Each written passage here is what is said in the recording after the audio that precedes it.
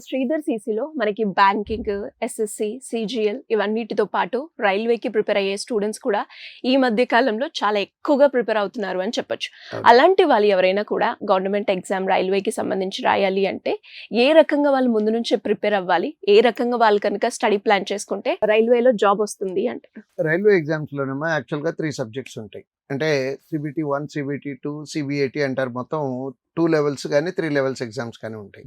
వీటిల్లో CBIT 1, CBIT 2లో 3 సబ్జెక్టులు ఉంటాయి. రీజనింగ్ అంటే బ్యాంక్ ఎగ్జామ్స్లో ఉండే రీజనింగ్ వేరు, ఇక్కడ ఉండే రీజనింగ్ వేరు. నెక్స్ట్ తర్వాత అర్థమెటిక్ ప్లస్ మ్యాథమెటిక్స్ ఇది ఒక సబ్జెక్ట్. నెక్స్ట్ ఇది జనరల్ స్టడీస్. వీటిల్లో ఎక్కువ ఫోకస్ చేయాల్సినటువంటిది జనరల్ స్టడీస్ మీద కొంచెం ఎక్కువ టైం స్పెండ్ చేయాలి. దీనికి ప్రిపరేషన్ విధానం ఏంటంటే రీజనింగ్ లిమిటెడ్ టాపిక్స్ ఉన్నాయి దాంట్లో. హార్డ్లీ 10-15 టాపిక్స్ అమ్మ దాంట్లో ఉన్నటువంటివి.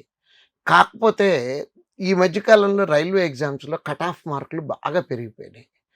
ఆ పెరిగిన దాని మీదట ఈ రీజనింగ్లో ఫుల్ వచ్చేటట్టుగా ప్రాక్టీస్ చేయాలి. అంటే ఉన్నటువంటి మార్కులు ఎన్నైతే అన్ని మార్కులు వచ్చేటట్టుగా పాసిబిలిటీ కూడా ఉంది. మిస్ అవటానికి ఛాన్స్ లేకుండా ప్రిపేర్ అవ్వచ్చు దానికి. అంటే ఒక సిలబస్ మొత్తము జాగ్రత్తగా తీసుకొని దాంట్లో నంబర్ ఆఫ్ క్వశ్చన్స్ ప్రాక్టీస్ చేయాలి. చేసిన తర్వాత నెక్స్ట్ క్వాంటిటేటివ్ ఆప్టిట్యూడ్ కానీ అర్థమెటిక్ కానీ అంటాము. దీంట్లో ఉన్నటువంటి టాపిక్స్ ఇది కొంచెం ఎక్కువ టైమే స్పెండ్ చేయాల్సి వస్తుంది.